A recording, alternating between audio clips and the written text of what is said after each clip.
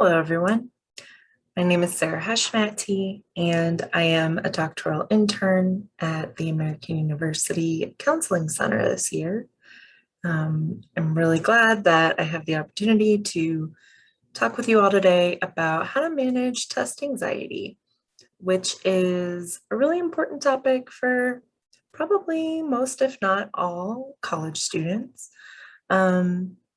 And I imagine that even kind of looking at this picture that I have here on this first slide may cause some feelings of anxiety for folks. That's okay. We're going to kind of work through some of those feelings today, why they come up, and ways to cope with those feelings. So we can go ahead and get started with some goals for today. I think my picture's covering up these goals, but here we go. So one of the goals that I have for this presentation for you all is to explore the causes and symptoms of test anxiety. If we understand where it's coming from, then hopefully we can manage it a bit better. We're going to also review two important aspects of test anxiety. And then, of course, we're going to provide some strategies that can help manage this test anxiety before the exam, during the exam, and after it as well. And so in talking about test anxiety, we should first kind of define it. And really what test anxiety is an experience of intense nervousness before or during or even after an exam as well. Not everybody's going to experience this the same way or at the same time, though. So that's important to kind of get to know yourself and when it shows up for you. It does affect many people of all ages, all intelligence. Doesn't seem to discriminate. And the symptoms of test anxiety are rooted in everyone's kind of biological fight or flight response. I think it's helpful to think of this response as a fight, flight, or freeze response as well. Maybe some folks can identify with that freeze response too. And test anxiety can also have a really substantial impact on test performance. What I mean by this is just having the test anxiety actually might make folks perform a bit worse on tests than if they didn't have such high anxiety about test taking. So managing it can be a really important way to, one, kind of just feel better, but two, you may actually start to see improvements on your exams. There's a few different causes of test anxiety.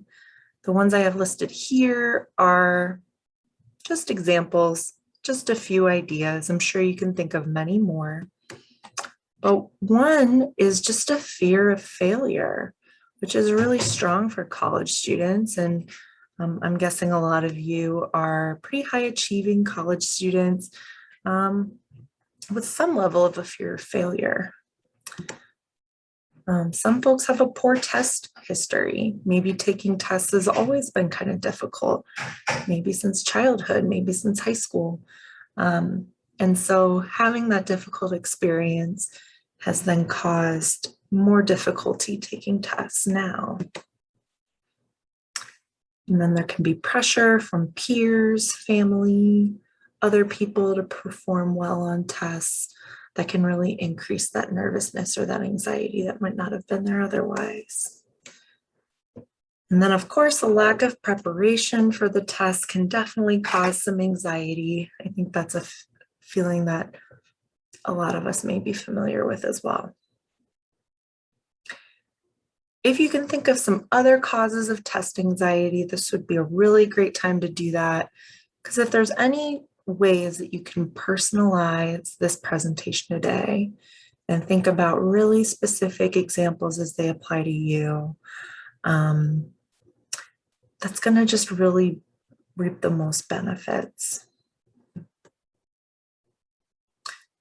And so how you might feel when you're feeling that test anxiety. It's a list of just some physical symptoms that might happen. Some people get headaches or migraines before, during, or after the test. Dry mouth is common. Nausea, diarrhea, excessive sweating, shortness of breath, rapid heartbeat, lightheadedness, feeling faint. And as you look at this list, thinking, are any of these familiar to you? Any physical symptoms that you experience that maybe aren't on this list, that could be good signals that maybe you're feeling kind of anxious?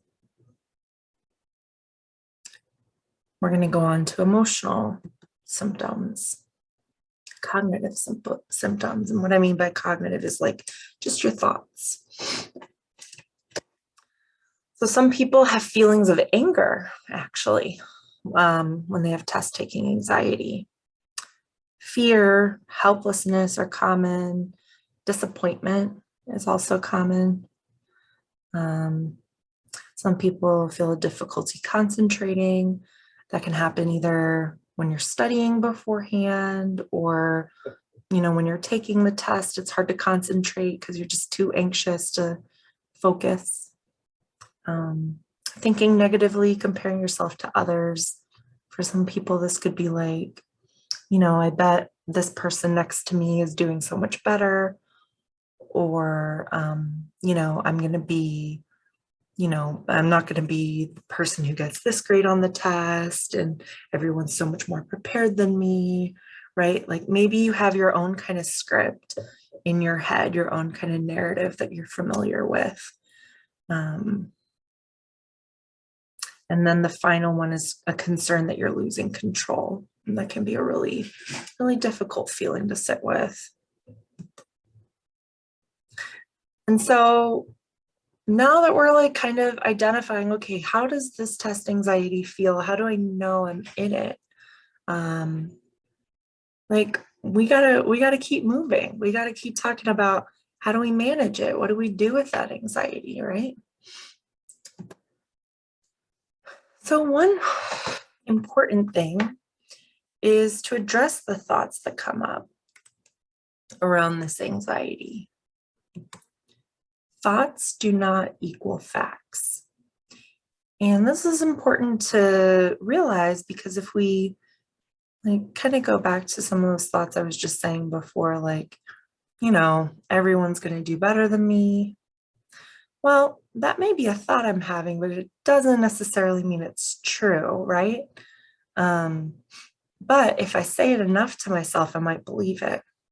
So if I can address those really negative thoughts I'm having and kind of have a willingness to challenge them,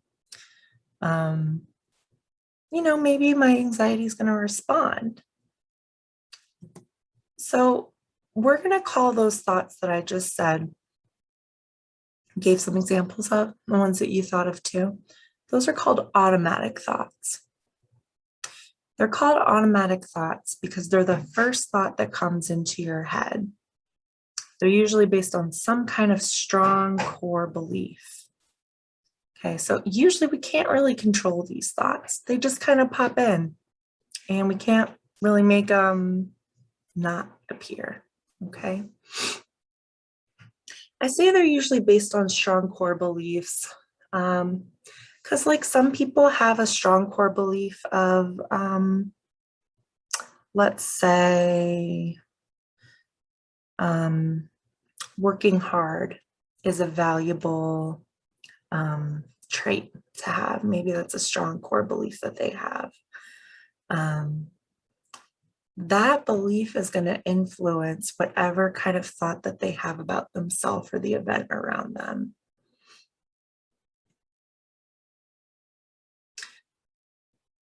Here's 3 things to consider about automatic thoughts, especially when it comes to test taking anxiety. The accuracy of the thought, the workability of the thought, and where is this thought coming from? So accuracy of the thought is kind of like what I was talking about earlier when I said thoughts don't equal facts, right? Like, is this thought accurate? Is it true? Workability of a thought. One way of looking at this is if it's a helpful thought or if it's a hurtful thought. Sometimes thoughts are just neutral, but when it comes to anxiety, neutral thoughts might be a little rare. So, is this a helpful thought? The thought that everyone's doing better than me on this test and I'm doing the worst? Might not be the most helpful thought. Is it a hurtful thought? Well, for me personally, maybe it's affecting my confidence. Maybe it's affecting my self-esteem, right? So maybe it is a hurtful thought, but everybody's different, right? So this is part of that core belief, part of getting to know ourselves. And then, of course, where is it coming from? Sometimes we have to dig deep with this one, right? This one's going to be different for everyone as well. So maybe you can think of like one automatic thought that you know comes to you when you're feeling anxious about a test.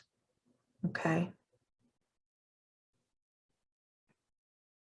And think, is that an accurate thought?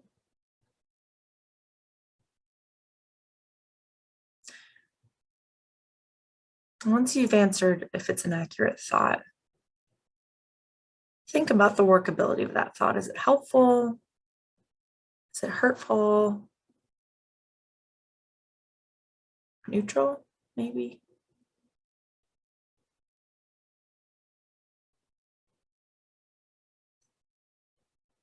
Where's that thought coming from? Okay, we're going to keep going.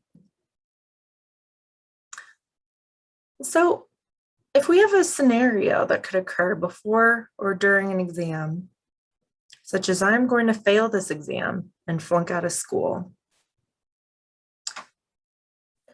I don't know, it could be an accurate thought, right? If this is the one exam you really truly need, otherwise you really truly are going to flunk out of school, okay, maybe it's accurate. But I think most of us can say that we've either said or heard this statement probably quite a few times and it hasn't been true, right? So think about the power of that thought if it's not a true thought. Is this a helpful or a hurtful thought? Well, again, it's going to be kind of personal, but maybe everyone can kind of define for themselves. And then where is it coming from? And the last thing I have on this slide is that thoughts are just leaves on a stream. And for those of you who are not familiar with the leaves on the stream metaphor, I'm going to kind of take you through it a little bit. And for this metaphor, we're going to imagine that we're out in a forest. And in this forest, there's lots of trees. It's autumn, just like it is now. And so because it's autumn, there's a lot of leaves around falling off the trees, really beautiful. There's a nice stream in this forest. It's moving along. It's not all dried up or anything like that. It's a moving stream. And I want you to imagine that as the leaves fall from the tree, you can see them drop into the stream and float down the stream. And this keeps happening. A leaf falls into the stream, and then the stream takes the leaves away, right? Happens over and over. Well, we can imagine this metaphor with our thoughts too, where each leaf that falls onto that stream is one of our thoughts. And we can allow that thought to continue flowing down the stream, right? It doesn't get clogged up. It doesn't get jammed up by a dam, right? The thought doesn't, or the leaf doesn't just stay there, right? It doesn't stew around. It's not in the whirlwind. It's just going to keep floating. And it'll float right by us. And it comes as quickly as it goes.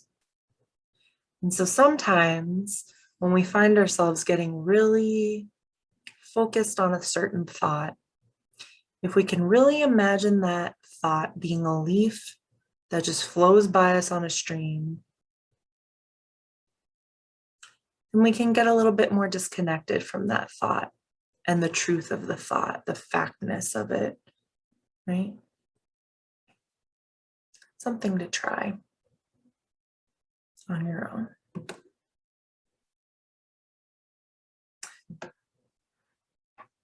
Other things to try could be to remember that while the exam matters, it's not all encompassing. This exam won't define your life and it won't define you. Reminding yourself that a test is only a test. Recognizing and challenging all or nothing thinking can be really important, because when we really care about something, some of us start to think this test is everything that I need right now, or this test is going to define certain things, right?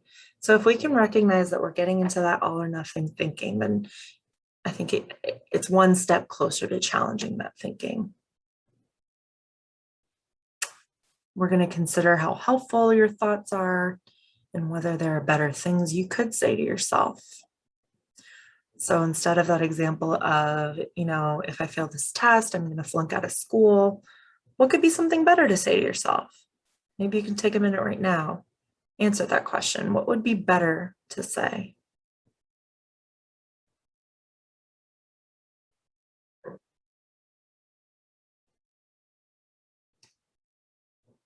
Okay, I have some examples here of some other ways to counter thoughts. So a common negative thought is, I should have studied more, and that's an automatic thought. We can't change that. But what we can do is say, well, I am prepared for this test, right? Counter that thought. An automatic thought might be, I must be stupid. And we can counter it with, I'm smart enough to do well. Another automatic thought might be, I have to do well. Everything is on the line. And we can counter that with, even if I don't do well, it's not the end of the world. Or even, my favorite one is like, I will be okay, right? Like, I'll still have my home to go to and my dog and my health and, all those things that make life worth living and make life lovely. I'll still have all those things, right? And then another one of my favorites is at the bottom. My best is good enough. This was kind of like my mantra in grad school, with any paper even, not just tests, but papers, tests that you do, my best is good enough. If I'm doing my best, it's okay. So we talked a bit about thoughts. How do we address our emotions? It's tricky, right? Because our body's physiological symptoms can trigger an emotional fear response. This can happen even in situations where you're not actually afraid. What I mean by this is that when we have a physiological symptom like rapid heartbeat, for example, or sweating, even though we might not really be feeling afraid, our body thinks that we're in danger. And our body doesn't have a Our body isn't so great at being able to tell the difference between real physical danger, like a tiger chasing us, versus just being kind of like in a heightened arousal, right? So then that fear can come up. And that's because emotions are housed in the unconscious part of our minds.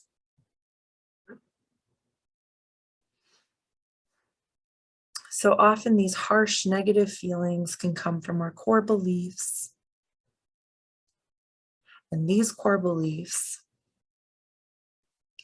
also affect the physiological responses. They're all kind of connected with each other. So what I'd like for us to do, maybe just for, the next like 30, 60 seconds, is to pause and try to identify as accurately as we can, to identify what we're feeling in this moment. The emotion,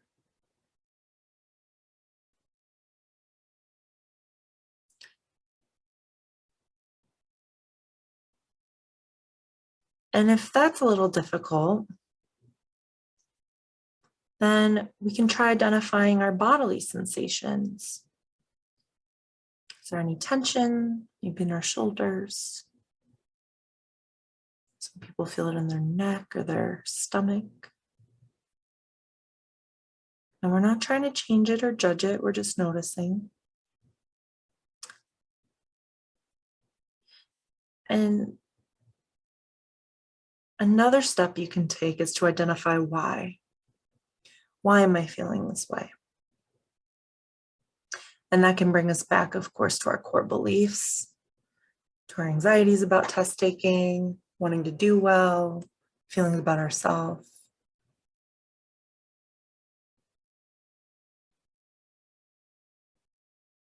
These are all things that are constantly changing.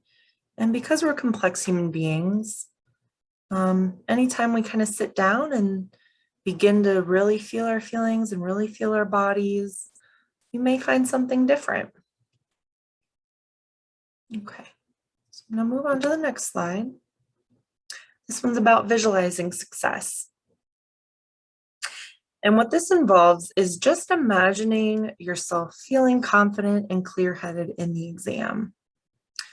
This is especially great if you know where you'll be taking the exam, because then you can really picture the physical space, the seat you'll be in maybe, and just imagine yourself going in there like, yes, I'm gonna like rock this thing, Then when you're actually there on the day of the exam, you can visualize yourself receiving the exam, being able to demonstrate what you know, and feeling confident about what you did.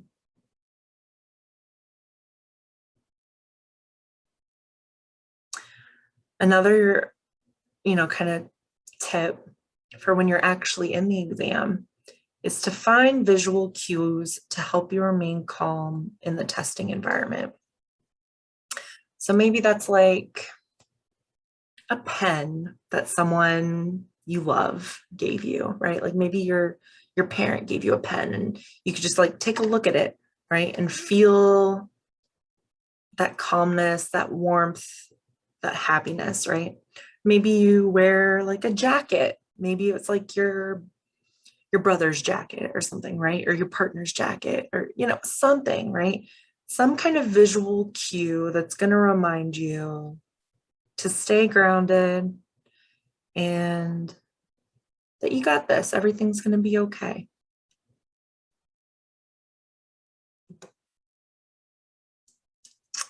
And then, of course, I have some relaxation strategies as well. This is my biggest thing that I want to hone in for these relaxation strategies is to practice these before the exam. Just like, if you've ever gone to the gym and you need to practice working out before you go to the more advanced stage of something. It's the same thing with these techniques. You want to practice them when you're not feeling quite as anxious so that you're ready to use them when you are in that more difficult and challenging situation. Meditation and guided imagery can be really helpful. They can help integrate that kind of physical, emotional, cognitive component that we were talking about that can kind of overlap. There's lots of great videos on YouTube for these. Progressive muscle relaxation is another really great relaxation strategy. And what I love about this is something you can do kind of in public and nobody knows what you're doing. You could do this in the test too, right? And like nobody's going to know.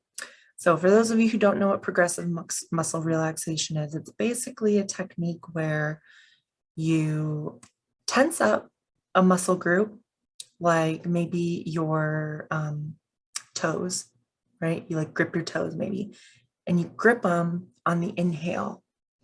And then when you exhale, you let go of all the tension in those toes.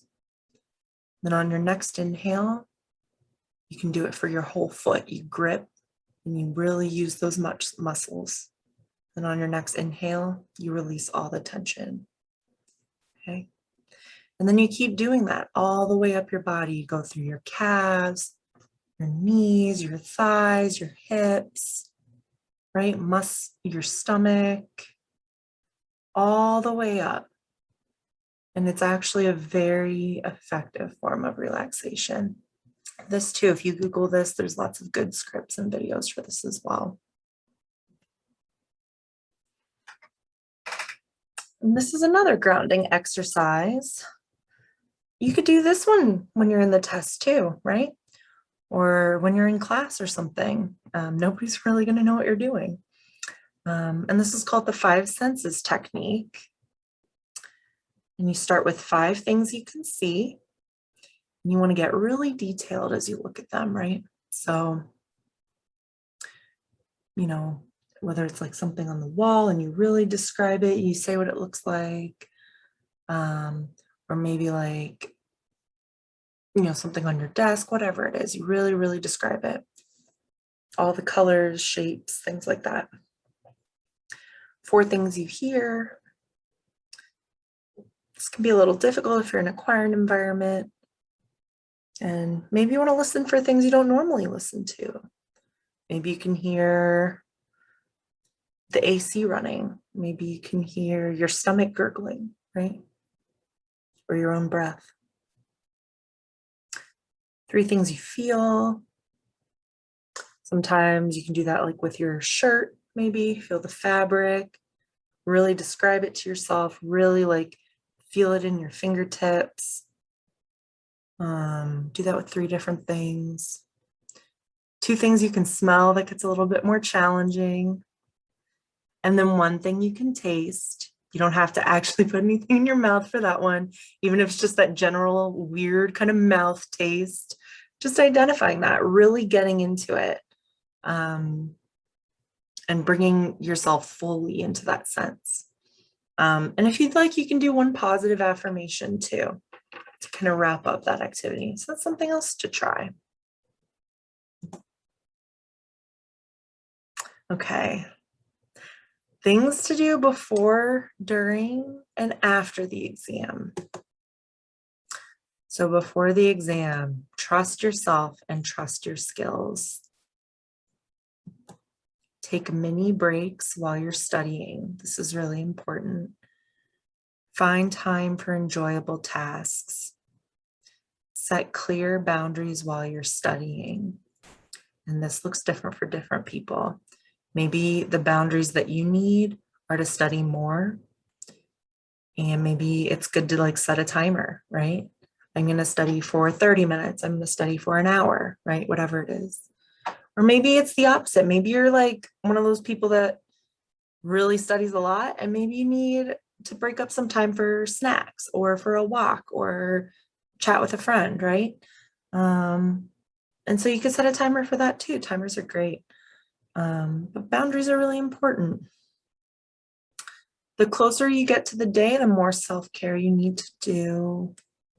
And of course, you can seek out a mental health provider to work out any pre-test jitters. Make sure you get a good night's sleep 2 nights before the test. Don't stay up all night studying because our brains need that sleep.